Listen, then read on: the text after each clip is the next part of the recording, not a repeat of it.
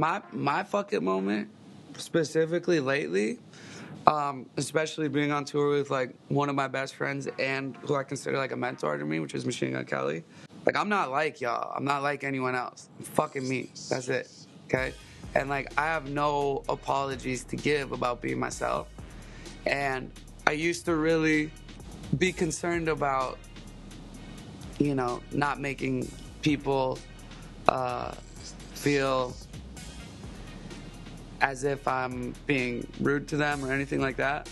But Machine Gun Kelly really kind of instills in me that, like, dude, like, people deserve to hear exactly what you're thinking. Not what you think they want you to hear, but, like, Machine Gun Kelly his people that are big fucking fans of him will walk up to him with their cameras out in his face like this, and he'll fucking grab the camera and go, yo, do I look like a fucking circus animal to you? Like, come up and say hi, shake my hand, say something. Don't come like that. And I'm like, I have so much respect for that. Because, yes, I get it. The kid probably feels like an idiot. He's like, oh my God, like my idol just fucking dissed me. But really what he's trying to do is he's trying to change this whole fucking celebrity bullshit. And, like, I don't usually, like, talk like that on some, like, I don't even like the word celebrity, right? But, like, I know what fame is. Like, I know what it's like to be known and to be able to, like, go place shit. I can go place and get free shit. That's, like, being famous, basically, right? Essentially, like, when you can go and it's your world and your reality. But, like, this famous shit has gotten to a fucking whack-ass point where it's like there's a lot of fake motherfuckers out here that aren't dope. I'm telling you, that aren't dope. I mean, like, I wouldn't get anything from them by having a conversation with them. And back in the day, like, I'm 1970. I am Mr. 1970. Like, I'm in that generation. And back in the day, they didn't judge you on being cool by anything else but one thing: if you had something to say. And I have something to say. Kels has something to say. My people have something to say. There's a lot of celebrity, famous people that are like this, how do I look right now? That's bullshit. I don't give a fuck how I look, okay? I don't give a fuck how, like, any of that shit works.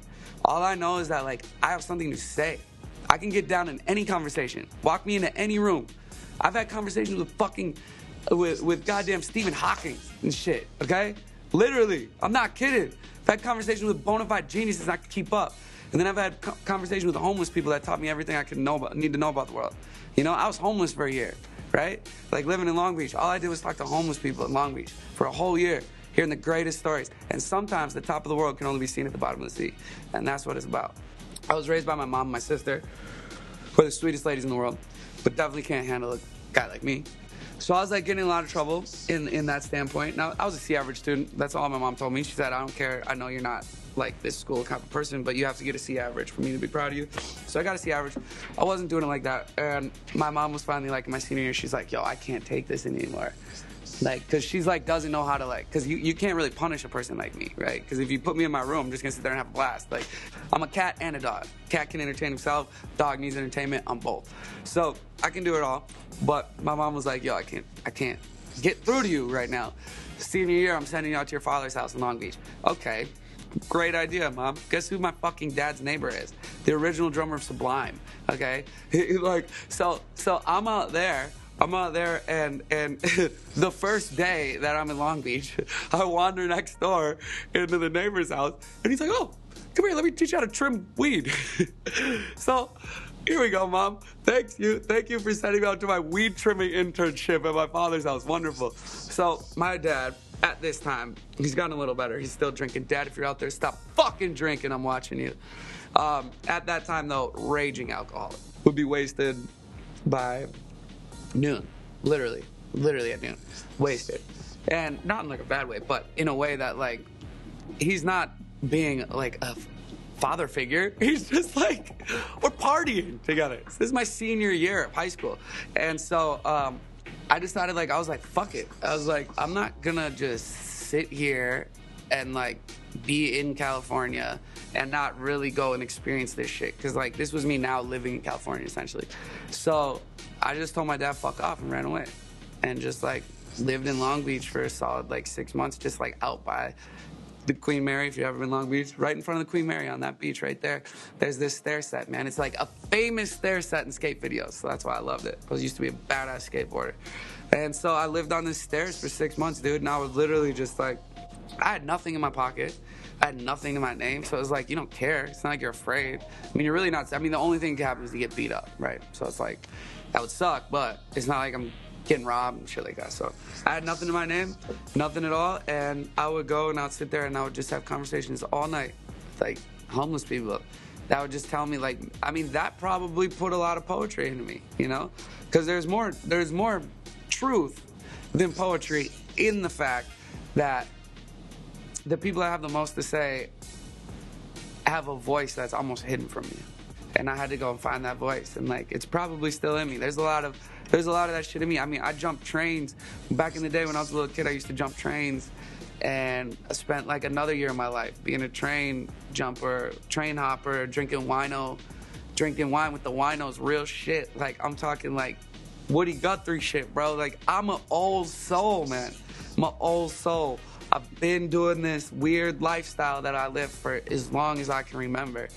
And what it comes down to is that sentence that I said earlier, which is that sometimes the top of the world can only be seen at the bottom of the sea. And I think that there is more truth than poetry in that, that sometimes, like,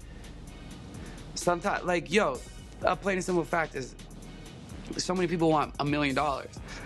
But, like, you could have $20,000 and it could feel like $1 million.